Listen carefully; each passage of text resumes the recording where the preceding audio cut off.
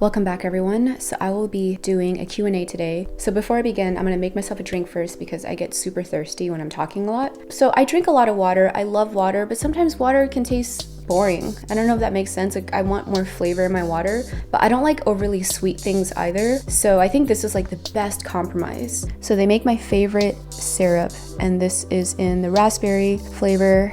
I also like to mix it with sparkling water, and my favorite is by Topo Chico. So what I'll do is I will pour my syrup like this. I'm so excited.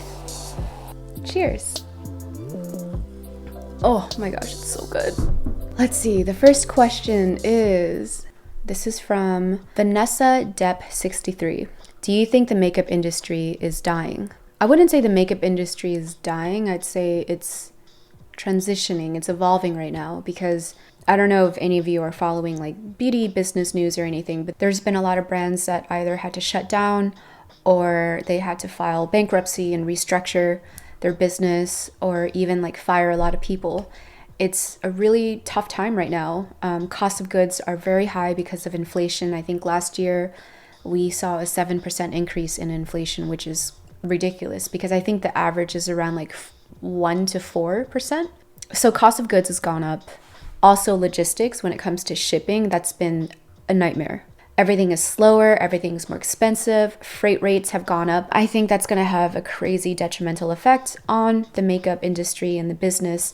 So the current business model that worked before, in the past, before the lockdown, I don't think it's working today. People are not wearing as much makeup if they're working from home. I don't wear as much makeup when I'm working from home. So even like the habits have changed a lot. So I believe if you're a beauty brand and you haven't evolved with the changes fast enough, it's gonna hurt. So I wouldn't say it's dying, it's just evolving. I would say in a weird way for the better. I think like years before the lockdown, like it was just too much makeup launches, too many products that just felt the same. It just didn't feel as meaningful, it didn't feel as exciting. And so I feel like the beauty community just felt incredibly overwhelmed with the oversaturation of all these new launches. I think we're gonna see a lot of brands dialing back on launches and just being more meaningful with it. This is from Michi Quanch. Did I say that right?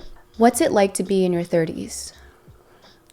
It is fucking awesome. I would say the biggest difference between my 20s and my 30s is I feel so much more secure and at ease with who I am as a person. I feel like my 20s, I was dealing with so much trauma, and I developed all these insecurities, and also like being on YouTube, I was kind of thrown in the limelight. I didn't know I was going to be famous, and there was this immense pressure to be perfect, to perform, to be someone that people expected me to be, and I felt like I had to live up to that image. I felt like in my 20s, I tried so hard. I was so insecure. I wanted to be like so many different people that I looked up to because I just deeply didn't like myself. You slowly start understanding that a lot of the pressure that you felt was really just in your head, and you start letting it go. It's easier to manage. It's easier to manage your insecurities too. Like I notice whenever I start feeling jealous or I start feeling insecure or I start projecting, I catch myself earlier, and I'm able to ask myself, why did I do that? I think in the past, when I was in my 20s, I thought everything needed to be perfect. My friendship had to be perfect. If there was a fight, then it wasn't perfect anymore, then I was done with it and I would ghost them. I was really bad at dealing with conflict, and I think it was because I was bad at confronting myself, and so in your 30s, I feel like that's the time when you're really confronting yourself, and it's not easy at all because in a way, like when you're confronting yourself, you're also acknowledging a lot of the traits that you might not be so proud of, a lot of the things you did in the past, like you start acknowledging like what you did, you take accountability for stuff that you did, and you start recognizing patterns. You don't recognize these patterns just yet because you're still kind of living through it. And then in your 30s, because you've lived a long enough life where you can look back on your timeline and you could start recognizing these patterns, then you can start confronting them, then you could start working on them and developing yourself better. I've heard it from other women, older women when I was much younger. You're gonna love your 30s. And I'm like, there's really like, but I'm gonna be so old and yada yada. I have so much pressure. I need to like achieve all these things before my 30s. Like, We put this weird timeline in our life, right? Where graduate at 24 and then get married at 28, have a kid at 30, make sure you own a house. And it's like this blueprint that we kind of had in our head. Like, who created that? Like, do we really want that? Or were we highly influenced by other people who wanted us to live like that? We're not meant to live the same exact life like everyone else. I think, like, looking back when I was planning out my life and I wanted to achieve all these things, excuse me, that's like the Topo Chico. That's how I feel about your 30s, is you start hitting the first peak of this growth. You're truly asking yourself, like, why am I here? Who am I? These introspective questions are so important for our well-being, our spiritual well-being, because we're not just born to work and be productive. We're also human beings. We're born to live. We're born to be. I would say the biggest change about being in my 30s is I have so much more self-awareness than I did in my 20s. Because I thought in my 20s I was self-aware. I didn't realize, now I know that there's so many levels of it. Like, even now, I think I'm self-aware, but I'm sure in my 40s and my 50s and 60s, I'm going to look back and be like, damn, I didn't know shit. I was not self-aware. Because you're constantly growing. Like, there's never a ceiling that you hit with self-awareness. I mean, some people call it enlightenment, but I'm sure there's infinite growth. So I feel so much more at ease with who I am today than I was in my 20s. So long story short, to answer your question, what is it like to be in your 30s? It's the best, and it only gets better. This is from you at, and the question is, what sources do you use to follow the stock market? Who was the best trader last year? I believe it was Nancy Pelosi. If you had a chance to look into Nancy Pelosi's portfolio, whatever she invested in, that's the best source to follow. Nancy Pelosi. This is from Jessie Bin, and she asked, favorite video game? Oh, so many. I love like the Metal Gear series. I think Kojima's a genius. I love anything Zelda. Also think it's like the best legacy franchise. I love fighter games like Tekken, Street Fighter, Marvel vs. Capcom, even Mortal Kombat. I recently started to play the newest one and it's so fun. My favorite character is Jade. I would say favorite video game, maybe it's favorite for me because I was a teenager and I think when I was playing it, it was the first time I truly fell in love with a video game character. I really wanted to be with him. And it was Final Fantasy X and the main character Tidus. Yuna. It makes me want to cry, you know? Hold up. You see what I mean? That's why that's my favorite video game. But yeah, I would say that's probably a sweet spot game of mine. I wouldn't say it's my favorite game because it's hard to just pick one, but it is something I go to if I'm feeling sad. I'll listen to like the Final Fantasy X Piano Collection soundtrack. There's something about the nostalgia factor that I think really stuck with me. This question is from Crawcorn. How has the Bitcoin dip affected you since you are the reigning Bitcoin queen? This is not my first dip. So I've lived through so many crashes and dips. I don't feel really that much affected by it just because I'm holding my Bitcoin. I'm hodling. So I'm not day trading. I'm not selling it. I'm not like waiting for it to like jump and then selling and then when it dips buying low. That's not really my strategy. I really see Bitcoin as the reserve. It's my treasury that I have in case something happens. It's a hedge against inflation. It helps protect my purchasing power. It's something that I'm going to pass down to the next generation and the next generation. And so I really truly see Bitcoin as generational wealth. I always saw Bitcoin as like encrypted energy that I own. Only I own this because I have the keys. And then if I pass it on to the next person, they own it. How do I describe this in a way that could be more digestible? So buying Bitcoin is like buying a house. You live in it, you own it, it's yours. But let's say the housing market the next day crashes. Let's say you bought your house at $500,000 and now it's worth $200,000. Yeah, it sucks.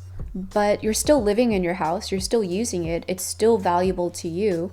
If you're comparing Bitcoin to the price of how much it's worth in USD, yes, it hurts. But if you're seeing Bitcoin as just Bitcoin, Bitcoin is its own monetary value, its own system, then it doesn't really affect you because a Bitcoin equals a Bitcoin, a Satoshi equals a Satoshi. So, but it is an amazing opportunity to buy it while it's down because it will go up. I'm not going to tell you when it's going to go up or how high it can go up. But I can tell you, if you look at the timeline of Bitcoin and the price of it, because if you zoom in and you're seeing it day to day, month to month, it's like a crazy ass roller coaster. But if you zoom out and you zoom out even further, you see that it's perpetually going up. And Bitcoin is perpetually going up. Does it go up forever, Deirdre? I'm stuck on this point. I want to hear both of you say or not say that it's going to go up forever. Samson, go ahead. It's going up forever, Deirdre. Forever. I mean, Michael, do you agree with that? You're going to stand behind that comment, going up forever? Bitcoin is going up forever, Deirdre. I know that sounds crazy because nothing like that in the market exists. Nothing ever infinitely goes up, but Bitcoin will. And for those of you who are still unsure about Bitcoin, you're on the sideline, which I totally understand. But if you are interested in exposing yourself to some Bitcoin without having to buy it, you can technically buy MicroStrategy stocks. MicroStrategy has over 100,000 Bitcoin in the reserve. If you buy their stock, you technically are exposed to Bitcoin because they bought it and they're holding it. And I think their strategy is also the same. They're just hodling it. Michael Saylor is like the fucking GOAT. He knows what he's doing. Or another thing that I can recommend too is Lolli is similar to Honey, where you purchase things. There's like so many stores you can shop from, but instead of getting cash back, you get Bitcoin back. And they have an app. They have a Chrome extension that you can install. Nike, Bloomingdale's, you can even buy M. You can buy my makeup brand and earn Bitcoin as a reward. So I know in the past, like if I made a really big bulk purchase, like Bloomingdale's or even Nike, like doing Christmas shopping, I will use Lolli, and I got so much Bitcoin from that. I think I got like $300 worth of Bitcoin, and I was able to transfer it outside of the Lolli wallet to my own wallet. That's also a great way for you to play around with wallets, because I know so many of my friends who had around like $500,000 to sometimes $1 million stolen out of their MetaMask wallet, out of their Coinbase wallet. The first rule is never have that much on a hot wallet. It's like having all your money in your checking account instead of your saving account. In a way, like your savings account would be the equivalent of an offline wallet where it's not exposed to the internet. So you want to make sure it's in an offline hardware wallet. Even like on Coinbase, my friend had lost all their money, and it wasn't Coinbase's fault. It was because they accidentally clicked on an email that looked exactly like Coinbase, and it was a phishing email link. Another friend of mine accidentally clicked on a link on Discord, lost all their money. Another friend of mine sent money to the wrong person that they thought was their friend, investor, and they had the exact same Twitter looking account. It was crazy. Like, these hackers are so smart, so you have to be incredibly careful. And that's why what I do whenever I'm messing around with new wallets is I actually use my Lolli Bitcoin. But it's a great way to expose yourself to Bitcoin, to learn about it, to play around with it, to try out wallets, to send a Bitcoin to another friend and see how it works. And I really believe if you truly want to understand something, you have to own it. But if you don't want to have to buy it, you can still earn it for free-ish using something like Lolli. Huge disclaimer, I will never ever ask you to send me money. So if you ever get an email or a message or a DM or a comment from me asking for money, that is a fake person, that is not me, please report them. I will never ever ask you for money. So just keep that in mind, because I know there's been a lot of impersonators and people fall for it, and I don't want you to lose your money. So just an FYI. I guess for me, I feel like I get a lot of questions, but I would like to ask some questions and I would love to learn more about you. So I guess the first question for me is, what was your dream job and are you doing it? And my second question is, what is your favorite movie and why? Because I'm actually trying to find new movies to watch. I feel like with lockdown, I've watched everything. I ran out of things to watch.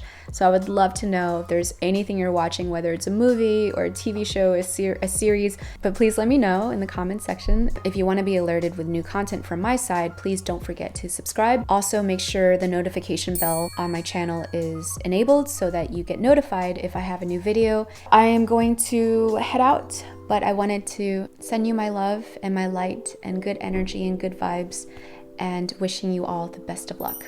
I'll see you in the next video. Bye!